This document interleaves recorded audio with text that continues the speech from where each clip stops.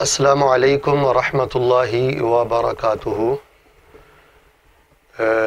یہ بھائی سوال کرتے ہیں کہ خواتین گھر میں اعتکاف کریں گی یا مسجد میں اعتکاف کریں گی، اس بارے میں قرآن و حدیث کی روشنی میں ہماری رہنمائی فرمائیں۔ اور ساتھ ہی انہوں نے مجھے ایک فتویٰ بھی دکھلایا ہے کہ جس میں لکھا ہوا ہے کہ خواتین کے لیے یہی حکم ہے کہ وہ اپنے گھر میں اعتکاف کریں، اور موجودہ دور یہ فتنے کا دور ہے اور مرد و زن کا اختلاط ہے، کوئی بھی عورت مسجد میں اعتکاف نہ کرے۔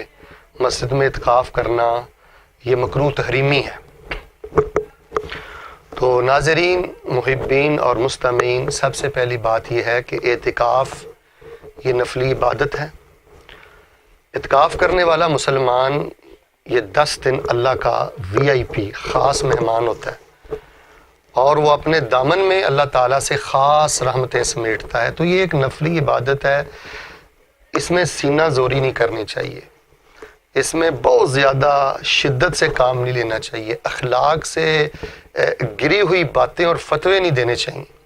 میں ایک سوال کرتا ہوں کہ یہ جو فتویٰ میرے سامنے ہے کہ عورت کے لیے یہی حکم ہے کہ وہ گھر میں اعتکاف کرے، ہم یہ سوال کرتے ہیں کہ ہمیں یہ حکم قرآن مجید سے دکھلایا جائے کہ قرآن پاک کی کس آیت میں اللہ نے کہا ہے کہ عورت گھر میں اعتکاف کرے۔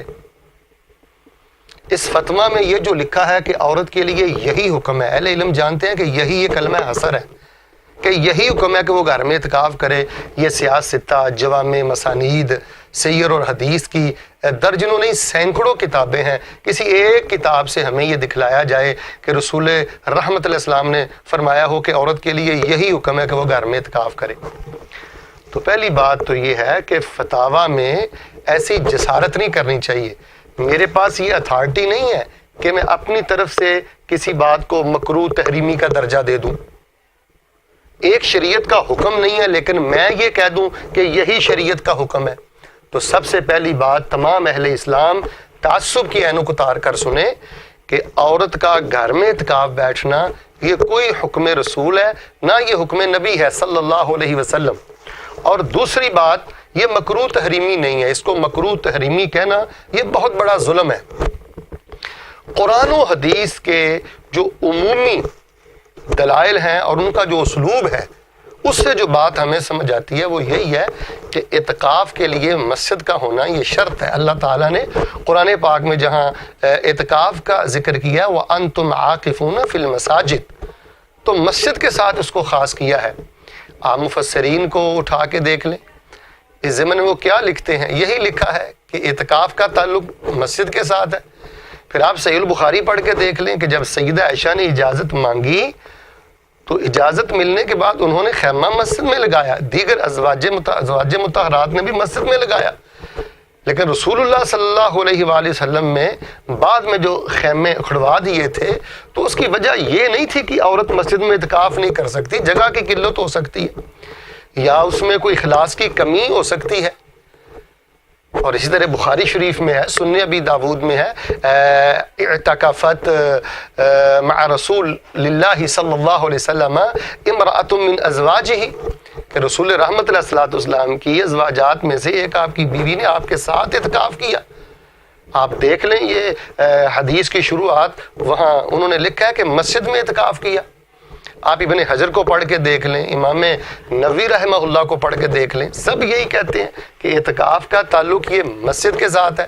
آپ امام مالک کو پڑھ لیں، امام شافعی کو پڑھ لیں، امام احمد بن حنبل کو پڑھ لیں، جمہور اہل علم جو ہے ان کا اجماع ہے کہ اعتکاف کا تعلق مسجد کے ساتھ ہے، چاہے وہ مرد ہو یا عورت ہو۔ تو ہم تو یہ سمجھتے ہیں جی کہ اعتکاف والی عبادت وہ مسجد میں ہے، مرد ہو یا عورت ہو۔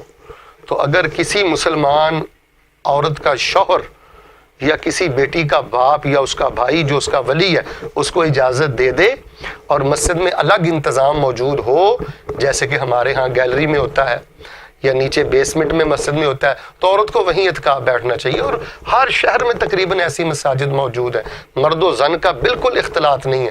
واللہ ہمیں تو حیرت ہوتی ہے کہ عورت میرج ہال جا سکتی ہے، بازار جا سکتی ہے، چچا تائے کے گھر جا سکتی ہے، ہر جگہ جا سکتی ہے، لیکن مسجد میں نہیں جا سکتی۔ اس فتوے میں لکھا ہے کہ عورت کا مسجد میں جا کے نماز پڑھنا مکروہ تحریمی ہے۔ انا للہ و انا الیہ راجعون۔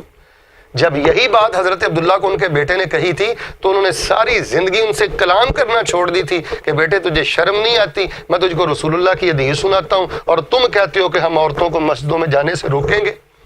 رسول اللہ صلی اللہ علیہ وسلم کے وقت سے لے کے آج تک آپ مسجد نبوی دیکھ لیں، مسجد الحرام دیکھ لیں، عورتیں وہیں نماز پڑھتی ہیں، وہیں اعتکاف ہوتے ہیں ان کے۔